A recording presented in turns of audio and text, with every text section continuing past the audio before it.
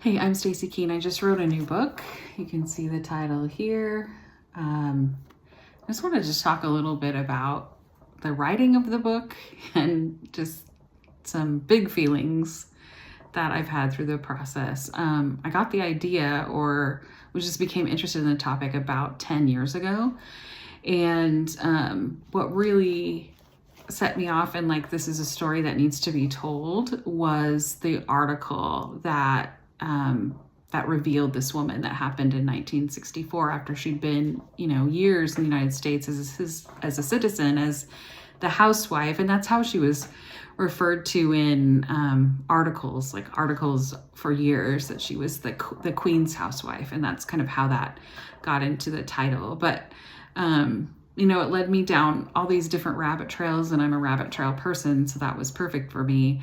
And one question I was trying to answer in my research was, why did it take so long from discovering her in the United States in 1964 to her extradition hearing in 1973?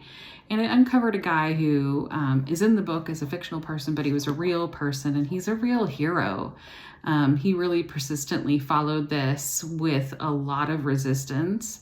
And I think it was just the State Department just didn't want to pursue Nazis after, during the Cold War. Their focus was really communism, and they had a lot of these folks on the payroll as scientists and in the intelligence community. So they just weren't interested, but this man really pursued it. And so that was an interesting path. And then the other piece was, okay, I had this camp guard, she's clearly a main character.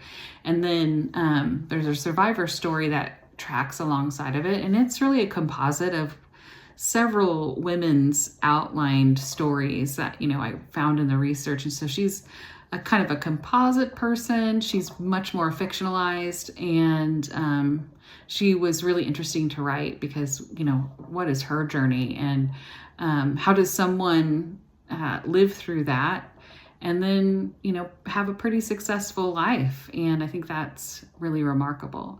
So yeah, it's been a long road, and it's exciting and a little scary to have the book out in the world.